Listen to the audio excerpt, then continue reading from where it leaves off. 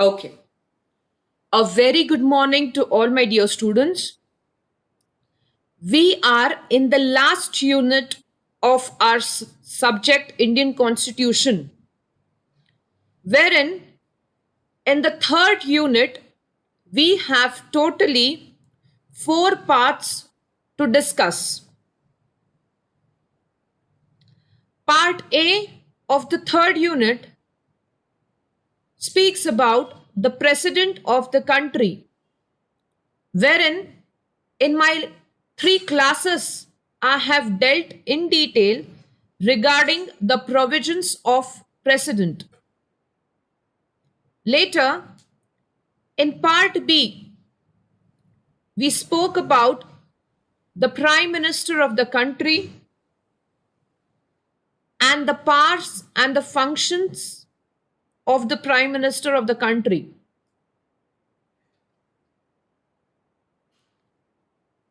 In my last class, I dealt with a topic titled as Council of Ministers, wherein we spoke regarding the different provisions regarding the Council of Ministers and the Cabinet. Today, we are going to start with Part C.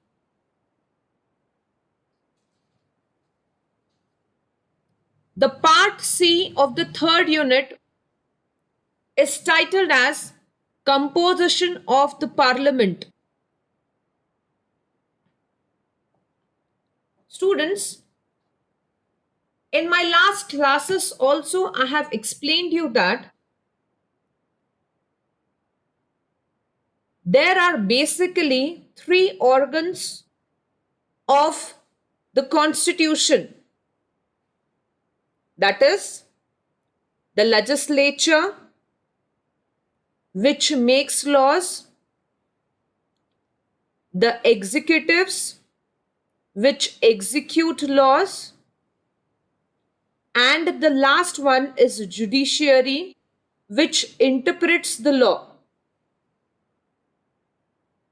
Now, when I speak about the first organ, that is the legislature, it happens to be the most important. It is considered as an important organ for two reasons. The first reason is that when I speak about the legislature, it is the parliament and the different state legislatures wherein the wish and the will, or you can say the desire of the people of our country, is being represented. And secondly, it is very important because the wish, the desire, the will of the people represented is considered to be the blueprint for the future of our country, which is prepared and laid down in the parliament of our country. So, students, when I speak about the parliament of our country, it has been regarded as the heart of the Indian democracy. So, when I'm speaking about the composition of the parliament, the legislative authority of our country is vested in the hands of the parliament. And when I speak about the composition of parliament, the composition of parliament is subdivided into three categories, wherein the parliament consists of majorly two houses, that is the Lok Sabha, which is called as the House of People, and the second category is the Rajya Sabha, which is the Council of Ministers, or you can say the Council of States. And the foremost category is the President of our country, India. So now, this was the introduction of my today's class. So when we started with our third unit, we discussed in detail who is being regarded as the president of our country. We spoke in detail regarding Article 52. We discussed regarding the qualifications of the president. We spoke in detail regarding the emoluments and salaries of the president, which are the special privileges given to a president. What is the procedure of election of a president? What do you mean by impeachment? How is the vacancy being created in the office of the president? Later, we discussed also regarding the powers and functions of the president of our country, and which are the special powers during the emergency which is proclaimed or declared by the president of the country. In detail, one class I have discussed regarding the different powers of the president during the time of emergency. Students, basically there are three types of emergencies. The first one is the national emergency. The next one is the state emergency. And the third one is financial emergency. So already we have dealt about this topic when I'm speaking about the parliament of our country. Now,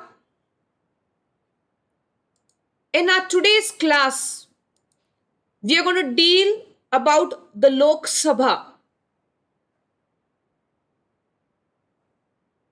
And in tomorrow's class, we are going to speak about Rajya Sabha. So when I speak about the composition of the parliament, it is divided into three categories. That is the president of our country, which we have spoke or discussed for about 2 to 3 classes. Today we are going to speak about Lok Sabha. And in our next class, we are going to speak about Rajya Sabha. So let us start with our today's topic, which is titled as Lok Sabha. Students, to start with the introduction,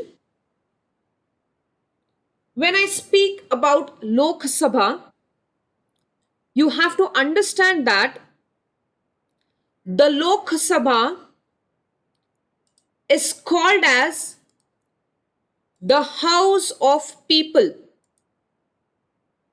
Once more, I'm repeating.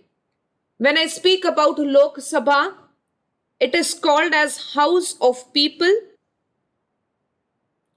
And this House of People was constituted for the first time on 17th April 1952. So it was after when our country was declared independent. We had a house which was framed or constituted, and it was constituted for the first time on 17th April 1952. Students, the first session of the Lok Sabha started, or you can say commenced, on 13th May 1952. So this was the first time when the session was being held in the Lok Sabha. Once more, I'm telling you, Lok Sabha is being regarded as the house of people. It was framed and constituted in the year 1952. And the first session was held in the year 1952 on 13th of May. Students, when I speak about the Lok Sabha, it is called as the popular chamber. Now, why it is called as a popular chamber? Because it is composed of representatives of the people which are directly chosen by the people itself through a way of direct election, and the representatives of Lok Sabha are chosen on the basis of adult purchase. When I speak about the Lok Sabha, it is called as the House of People. It is called as House of People because it consists of representatives of people who are directly being chosen by the people of our country itself, and they are chosen on the basis of adult suffrage. Now, when I speak about adult suffrage, students, it is also called as universal franchise. It is called as adult franchise. It is called as general franchise, wherein a common man gives the right to the people to vote. All the adult citizens in our country have a right to vote, have a right to elect the representatives of the Lok Sabha. And these representatives of Lok Sabha are directly elected by the people of the country, wherein every person who is an adult has a right to vote regardless of wealth, regardless of what income, the social status, the gender, whether he is male, female, regardless or irrespective of race, caste, religion, or any other restrictions you can say.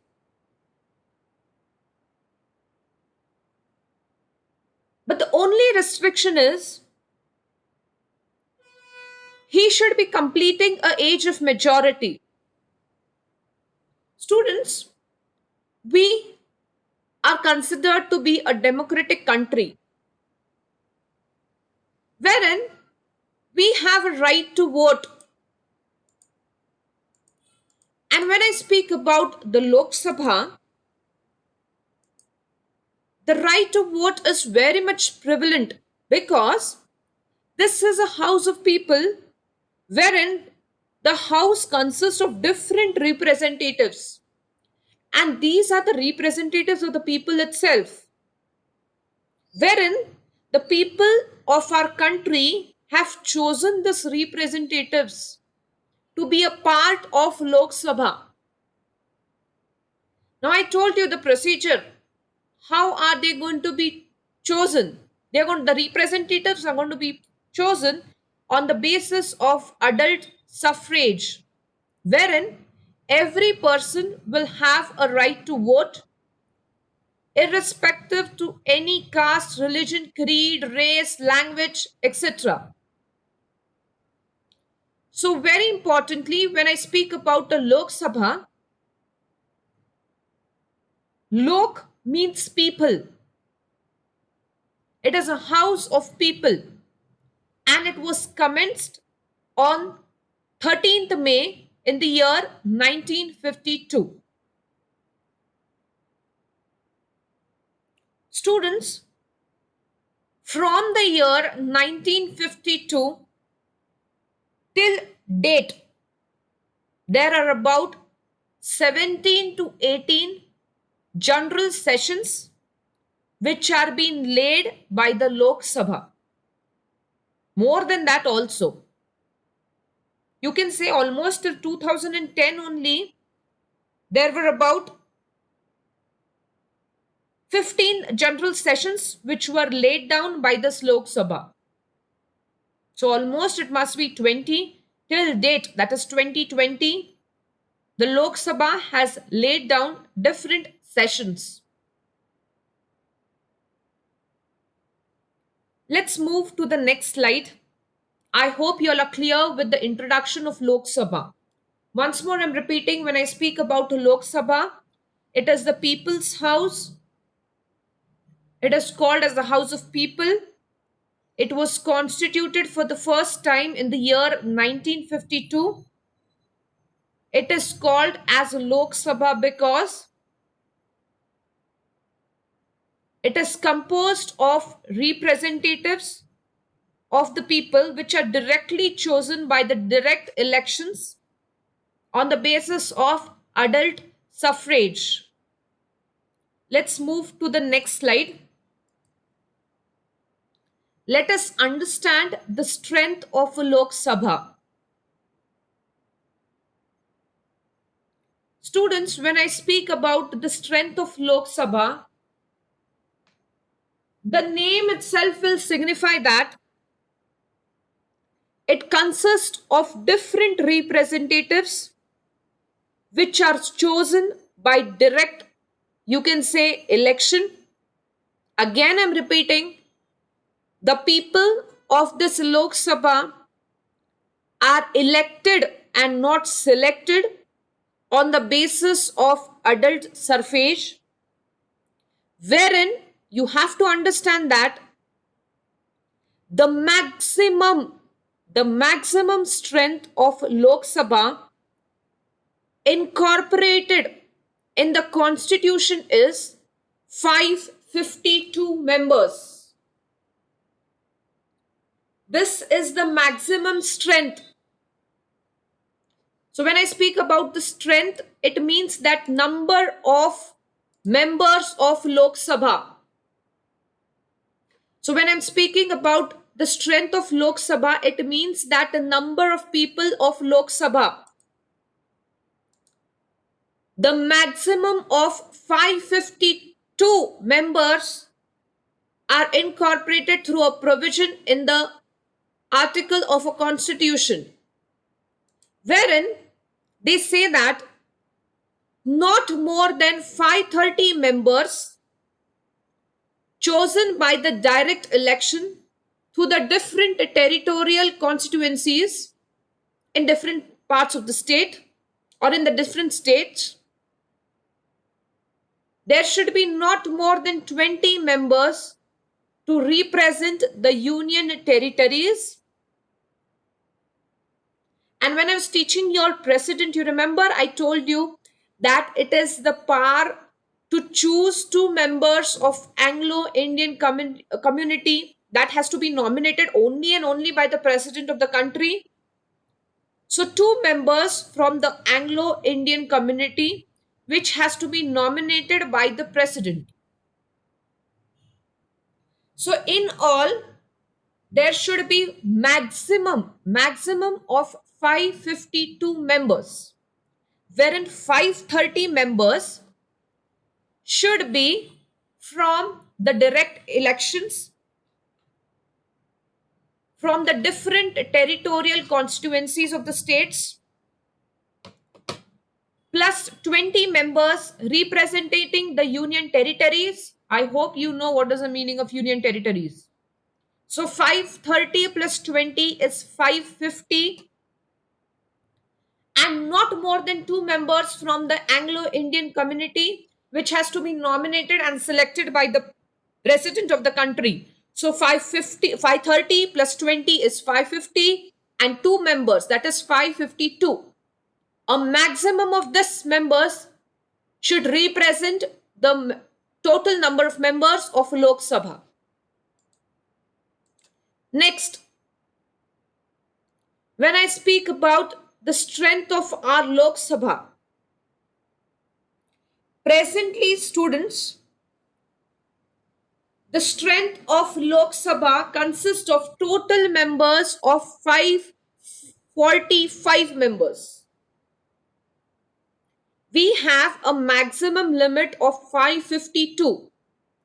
But presently we have 545 members of Lok Sabha, wherein members elected from the states are 530,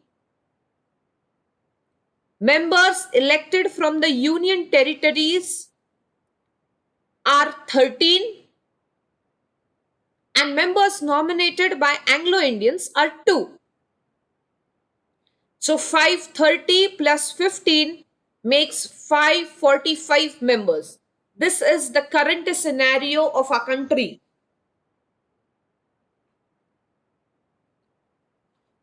When I speak about the strength of Lok Sabha, maximum there can be 552 members, but currently we have 554, which is divided into members elected from different states are 530, members elected from the union territories are 13, and members nominated by Anglo-Indian community, which is nominated by the president of our country, is 2. So 530 plus 15 makes 545 members.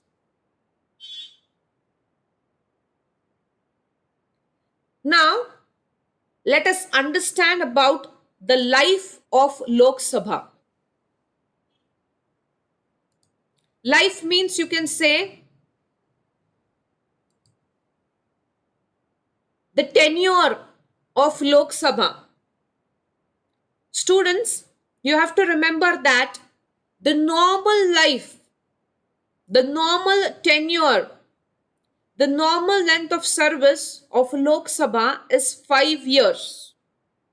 Once more I'm repeating. When I speak about the life of Lok Sabha, the life of Lok Sabha is 5 years normally. But the president of our country has a power to dissolve this life even earlier. When I was teaching you the powers of the president, I had told you that the president has the power to dissolve the Lok Sabha. Dissolve means what? Discontinue. And if the president does not discontinue in the need of the hour, then the normal life of the Lok Sabha runs for about 5 years. Now, when I speak about the normal tenure, it is for 5 years, but just have a glimpse of my previous class, wherein I had explained you all that the tenure of the Lok Sabha, or the tenure or the life of the Lok Sabha, can be extended, can be continued by an act which has to be passed by the president of our country during the proclamation or declaration of emergency. And this I had explained you in Article 352, wherein the president of our country, how he has a right to dissolve the Lok Sabha. At the same time, he has a right wherein he can extend the life of Lok Sabha also. But this power to the president is given only and only during the proclamation or declaration of emergencies. Students, a maximum period that can be extended by the president of our country in the Lok Sabha is 1 year. So after completion of 5 years, if there is a need of the hour, if there is some emergency which has been declared by the president of the country, the president of our country has a right wherein he can extend the life of the Lok Sabha. He can extend the life of Lok Sabha, but he can give an extension only and only for a period of 1 year. Imagine if there is a condition or a situation wherein the proclamation of emergency, or you can say the declaration of emergency, has been ceased. Ceased means has come to an end, is not been operating. At that point of time, the president cannot extend the life of the president beyond the period of 6 months. So you have to understand that the normal life of Lok Sabha is 5 years. But during the time of emergency, the president of our country can continue, can extend the period of Lok Sabha, and he can extend this period of Lok Sabha for a period of 1 year. And if such emergency comes to an end or ceases to operate, at that point of time, the Lok Sabha should not continue beyond a period of 6 months. And during the period of emergency, the Lok Sabha can be extended for a period of 1 year. Now imagine if there is a situation that the Lok Sabha has extended for first of all, the tenure is for 5 years. Okay. Now, if there is an emergency wherein there is a need of the hour wherein the president extended for 1 more year, then the Lok Sabha can operate for 1 more year. Now, if imagine again the emergency the proclamation does not ceases to operate or does not come to an end, then at that time, one more act should be passed, and for 1 more year, the life of the Lok Sabha can be extended. But this power is only given in the hands of the president. But as soon as the proclamation is being declared that the emergency is being ceased or it has come to an end, the Lok Sabha has to discontinue or dissolve within a period of 6 months. Remember, the normal life is 5 years. In case there is emergency, extension up to 1 year. Still that emergency is not over or does not cease to operate, there might be one more act which has to be passed in the parliament, and the president can continue the life for 1 more year. But as soon as the emergency is being ceased to operate, at that time, the Lok Sabha has to discontinue within a period of 6 months. Clear? Now, let us understand the election of Lok Sabha. I already told you all, the members of the Lok Sabha are directly elected by the people of our country, and very importantly, they are being elected through the general elections. It is called as the House of People.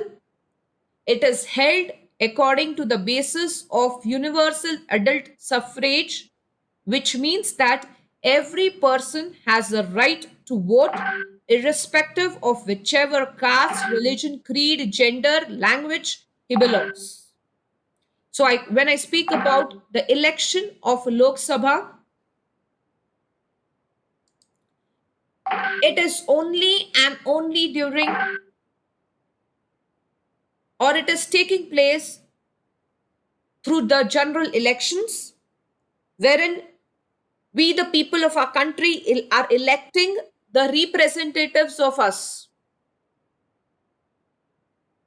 And it is uniformly followed through a system of adult suffrage. Let us move to the next slide. Now let us understand what are the qualifications to become a member of Lok Sabha. Students, if a person wants to become or wants to represent the people, or you can say if he wants to become a member of a Lok Sabha, first and foremost, he should be compulsorily a citizen of India. And who is a citizen has been explained in one class according to the Citizenship Act of 1955. He should not be less than 25 years of age. So minimum age requirement is at least he should be of 25 years. And sometimes he should possess some qualifications as may be prescribed under any law made by the parliament.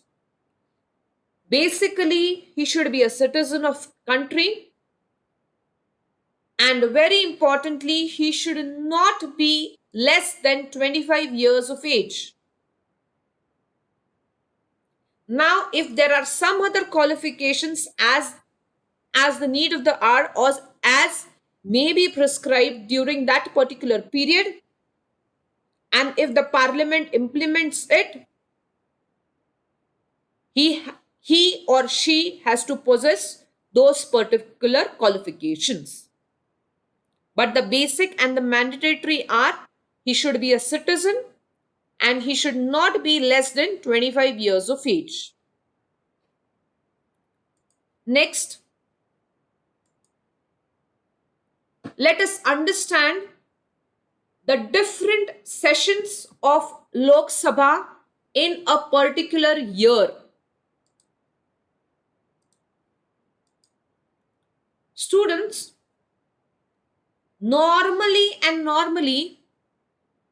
there are 3 sessions of Lok Sabha which are held during a particular year. In an year, there are basically 3 sessions that are being held by the Lok Sabha. The first session is the budget session, which is held in the month of February, or you can say from February to May. The second session is the autumn, or you can say the monsoon session, which is held in the month of July to August. And the third session is the winter session, which is held in the month of November and December. Okay? So currently, we have winter session, which was been declared, but due to this pandemic, the situation varies. So totally, we have 3 particular sessions in an year. We have budget session to discuss regarding the annual budget, to take into consideration all the incomes and receipts for the financial year, which is held in the month of February to May, autumn and the monsoon session in July and August, and winter session in the month of November and December. So totally we have 3 sessions of Lok Sabha. Next, who are the officials of Lok Sabha? Students, when I speak about the officials,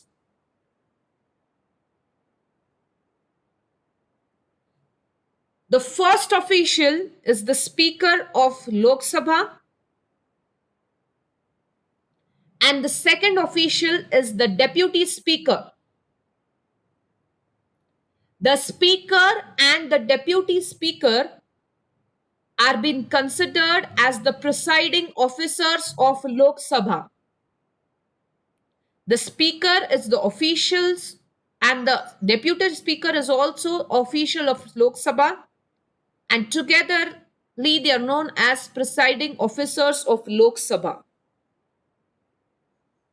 Now, if there is a situation wherein the speaker of the Lok Sabha is absent from the sitting of the house, at that point of time, the deputy speaker presides over the Lok Sabha and he is considered to be the presiding officer.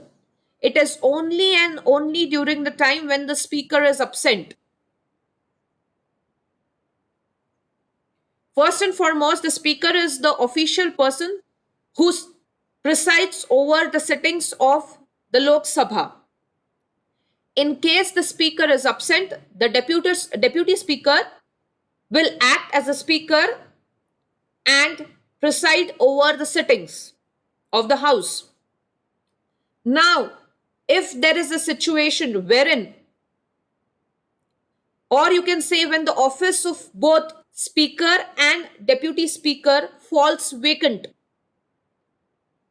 both are absent, speaker as well as deputy speaker, then the duties of the office or the officials of the speaker have to be performed by one member, and compulsorily that member should be from Lok Sabha, and very importantly that member of Lok Sabha will be appointed by the president of the country, and that member is called as Speaker Pro Tem.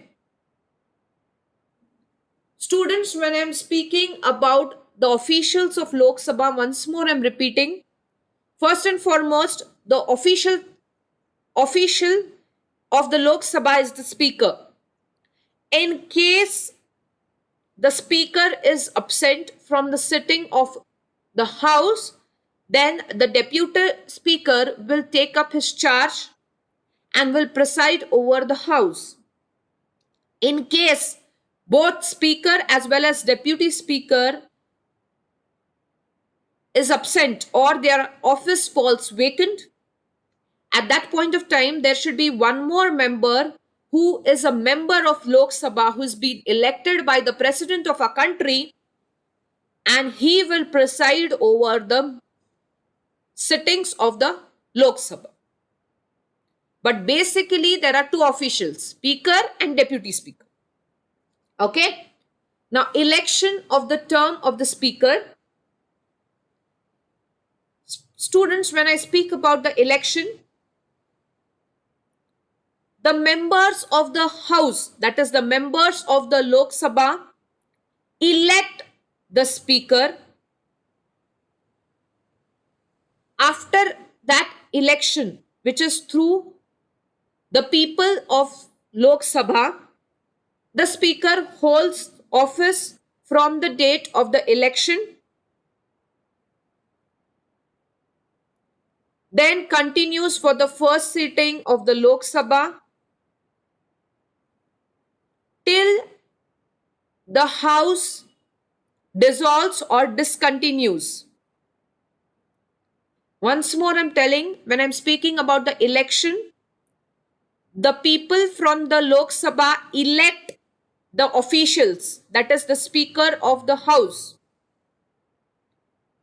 He will remain the speaker right from the election, once he's elected, or you can say selected and elected by the people. He will remain speaker till the Lok Sabha discontinues or dissolves. Students, he remains speaker even after the Lok Sabha discontinues or dissolves, unless and until a new speaker is being appointed in his place. Very importantly, you should understand that the officials of Lok Sabha are two, speaker and deputy speaker. In case speaker is absent, deputy speaker presides over the meetings. In case speaker is also not when speaker is absent and even deputy speaker is absent from the sittings or his house is remained vacant, at that point of time, there is a member which is chosen by the president of a country who acts or who presides over the meetings. The speaker has been elected by the house of people or the representatives of people, and he continues to be the speaker for a period of 5 years until the Lok Sabha dissolves or discontinues. Even after the discontinuation, unless and until a new speaker has been appointed in his place, he will continue to remain the speaker of the Lok Sabha. Now, when I speak about the removal, both speaker and deputy speaker can be removed from the office through a resolution again passed by a majority of members. I told you how it happens in case of president, right? If there is a resolution passed that he is convicted of some offense, or if there is some defection which is charged in the name of the speaker or deputy speaker, this resolution has to be proved with an evidence, and very importantly, majority of the members of this Lok Sabha should agree to it, and then there is a removal of the speaker. The last slide speaks about the powers and functions of the Lok Sabha, or you can say the speakers of Lok Sabha. Students, very, very importantly, the basic function of the speaker is to preside over the house, and he has to conduct the meetings in an orderly manner. No member in this Lok Sabha can speak without the permission of the speaker. The speaker is considered to be official of the Lok Sabha. All the bills, all the reports, all the resolutions are introduced only and only in the Lok Sabha with the speaker's permission.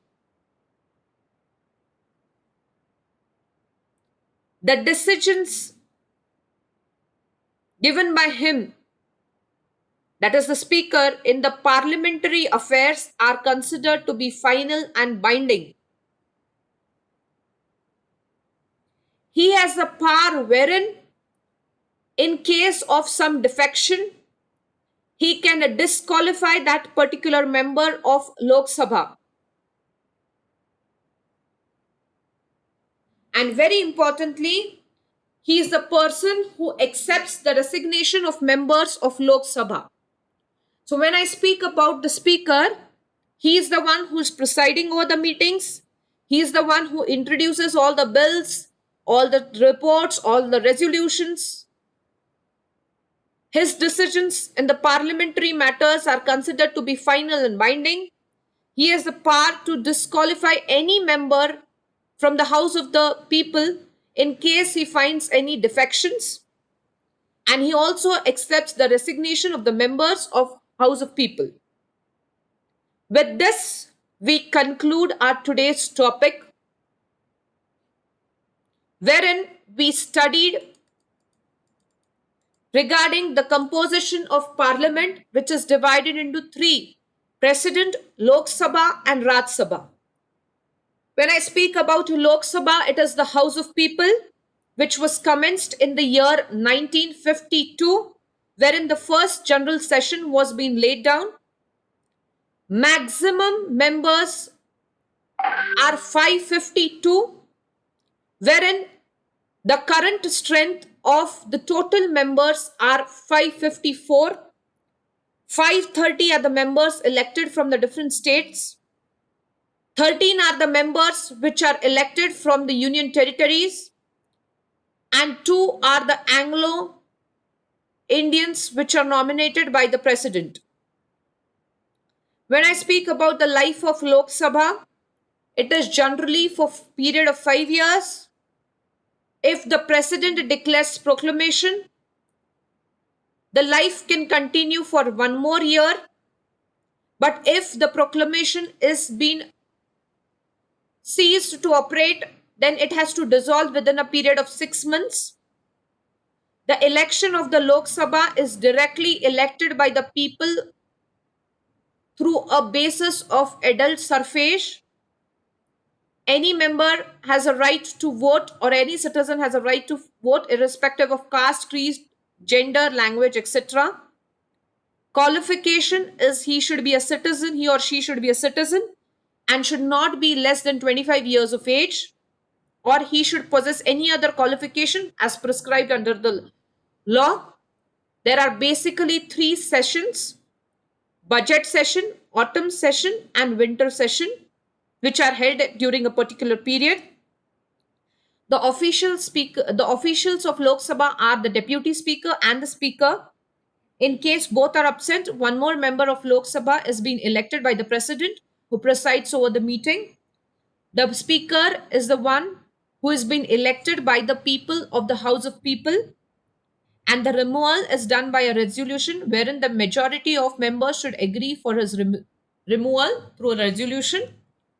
And the powers and functions of the speaker are: he presides over the meetings, all the bills, resolutions, reports are introduced by the speaker, his decisions are binding and final, he disqualifies a member in case of defection, and he also accepts the resignation. With this, I conclude my today's class. Thank you. Have a good day.